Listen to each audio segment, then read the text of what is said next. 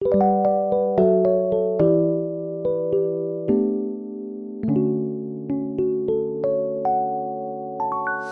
욥기의 말씀을 많이 읽어보셨을 겁니다. 근데 욥기라는 책을 읽을 때마다 어떤 것이 마음 가운데 생기세요? 은혜라는 단어가 떠오릅니다.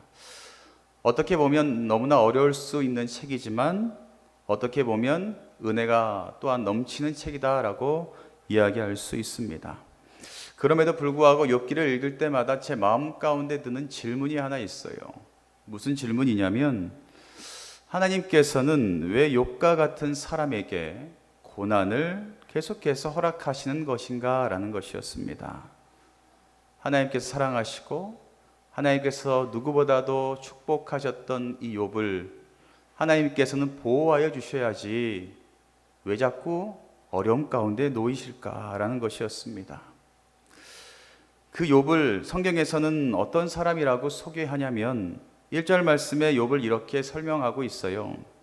우스 땅에 욥이라 불리는 사람이 있었는데 그 사람은 온전하고 정직하여 하나님을 경외하며 악에서 떠난 자다라고 설명하고 있습니다.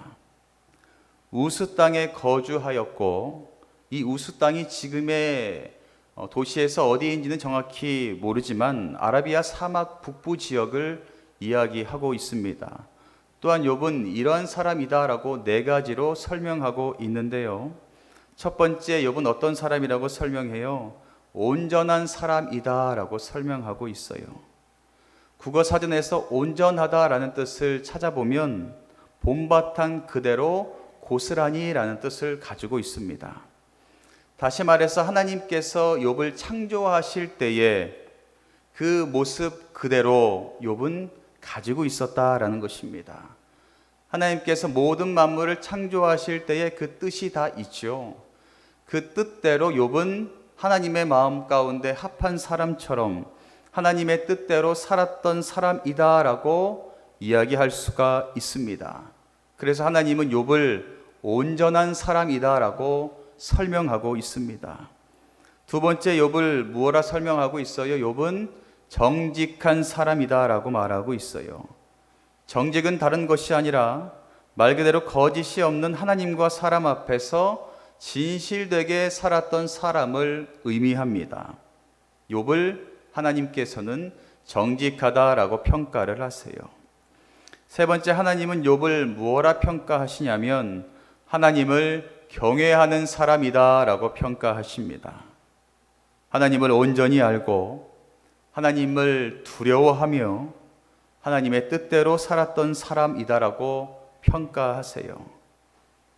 내 모든 삶의 인생을 주관하시는, 내 생사화복을 주관하시는 분이 하나님이시다는 것을 욥은 인정했습니다. 그래서 욥은 하나님을 경외하며 살았던 사람이었습니다.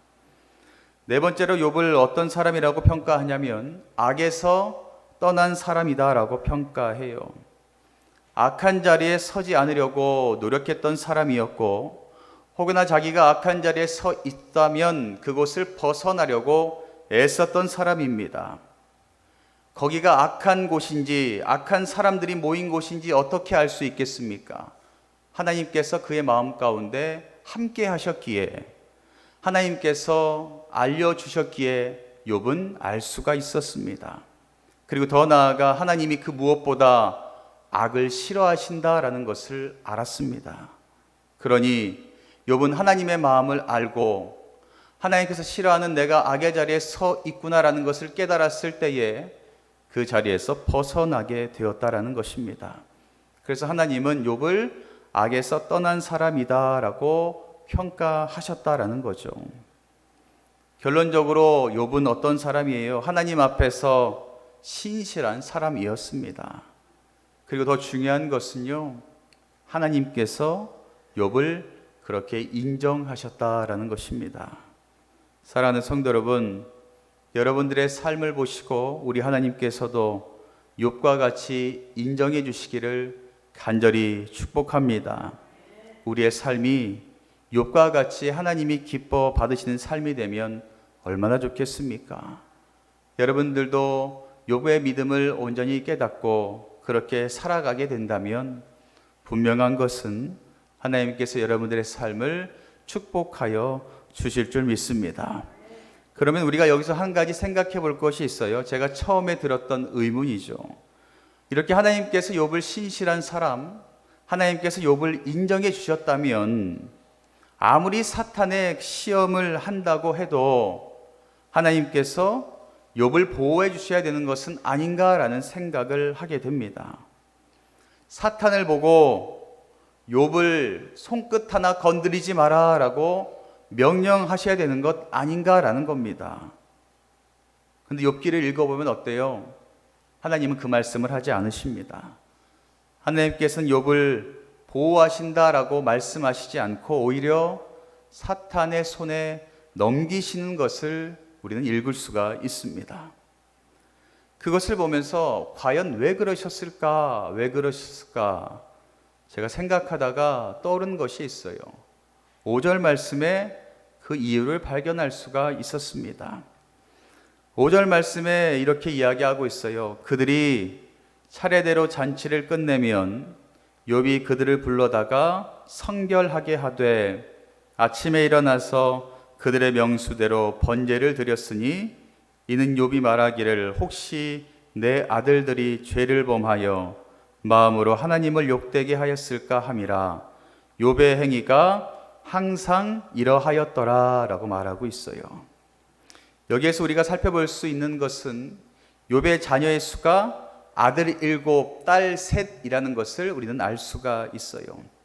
여러분, 숫자가 상징하는 것, 어떤 큰 의미가 있다는 것 알고 계시죠? 아들의 숫자, 딸의 숫자는 하나님께서 욥에게 베풀어 주신 축복을 상징하고 있습니다. 7은 완성을 의미하고 있고요. 3은 완전한 수를 의미하고 있습니다. 다시 말해서 욥에게 있어서 욥의 인생 가운데 하나님의 축복이 온전하고 완전한 삶을 살았던 사람이다라고 이야기할 수가 있습니다. 저와 여러분에게도 하나님의 그 축복이 가정과 삶 가운데, 교회 가운데 임하기를 간절히 바랍니다. 그런데 그 앞절 4절에 보면 욥은 자신의 자녀들이 생일이 되면 어때요? 많은 사람들을, 친구들을 초대해서 잔치를 벌이잖아요. 예나 지금이나 똑같은데 잔치를 벌입니다. 그런데 그 잔치 가운데 자기의 자녀들이 혹시 죄를 짓지는 않았을까 걱정을 했다라고 말하고 있어요. 그리고 더 나아가 잔치가 마치면 자녀들의 숫자대로 번제를 드렸던 사람이 바로 욥이라는 사람입니다. 여기에서 우리가 볼 수 있는 것은 욥이 자녀를 양육할 때 어떻게 했는지를 우리는 명확하게 알 수가 있습니다. 욥은 자신의 자녀들이 하나님 앞에서 온전한 자녀가 되도록 날마다 가르쳤던 사람이었습니다. 그리고 혹여나 자녀들이 죄악의 길이 서지 않도록 불철주야 바라보면서 그 죄를 짓지 않았을까 걱정하며 하나님께 번제를 드렸던 사람이 바로 욥이었다라는 사실 또한 우리는 알 수가 있습니다. 사랑하는 성도 여러분, 오늘 우리가 하나님께서 주신 선물과도 같은 자녀들을 하나님 보시기에 합당한 삶을 사는 자녀로 양육하시기를 간절히 축복합니다. 그렇게 누구보다 하나님을 사랑하고 자녀를 사랑했던 욥은요, 죄의 여부를 떠나서 번제를 드렸다라고 말하고 있어요. 이 자녀가 정말 죄를 지었는지 죄를 짓지 않았는지 이것을 떠나서 하나님께 번제를 드렸다라고 말하고 있습니다. 그리고 5절에 뭐라고 말하고 있어요? 욥의 행위가 항상 이러했다라고 말합니다. 욥은 항상 이렇게 했습니다. 항상 하나님 앞에서 올바른 대로 살아가기 위해서 애쓰고 힘썼던 사람이다라는 것을 우리는 알 수가 있습니다. 그래서 하나님께서는 어때요? 믿으셨습니다.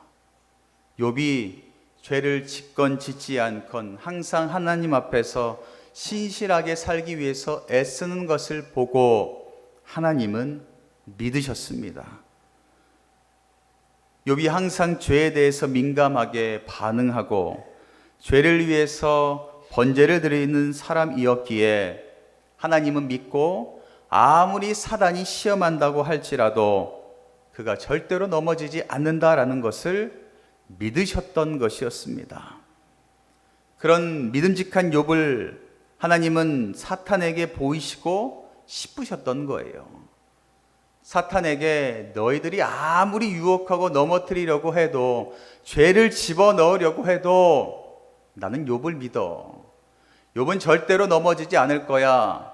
너희들이 그렇게 유혹하는 그 욥을 내가 너희 앞에 믿음 있는 사람이다라는 것을 보여주며 자랑해야겠다라는 하나님의 마음이 담겨져 있었습니다. 우리 주님께서 우리 교회를 지금까지 지키시고 믿음으로 굳건하게 하나님을 바라보며 달려오시도록 여러분들을 보시고 주님께서 동일하게 말씀하실 줄 믿습니다.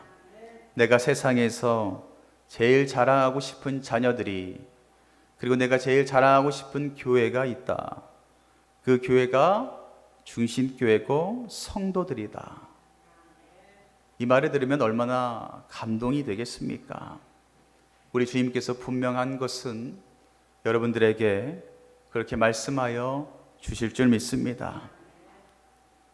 여러분, 다시 한번 잘 생각해 보면 욥이 당한 그 시험은요, 아무에게나 주신 시험이 아니었다라는 것입니다.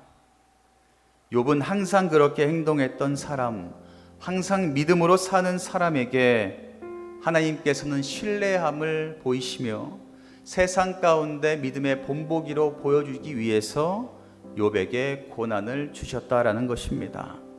다르게 생각해 보면 그 고난을 주었을 때에 견디지 못할 사람에게는 하나님께서는 주시지 않습니다. 세상 가운데 그 고난으로 인하여서 하나님의 이름을 멀리하고 하나님의 이름을 망령되이 하는 사람에게는 하나님은 믿지 않으시고 고난을 주시지 않습니다. 다르게 생각해 보면 욥의 고난은 오히려 축복이었다라는 것입니다. 왜냐하면 하나님께서 나를 인정하셨고 하나님께서 나를 자랑하시고 싶으셨다라는 의미가 담겨 있기 때문입니다.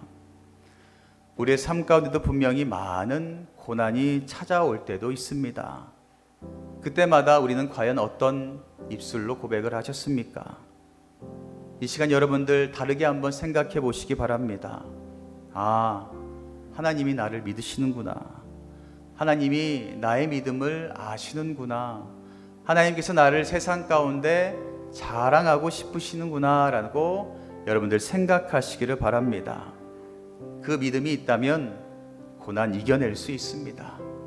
이겨내시면 여러분 더 큰 갑절의 은혜가 있다는 것을 꼭 기억하시기를 바랍니다. 그렇게 한 주간도 살아가신 여러분 되시기를 바랍니다.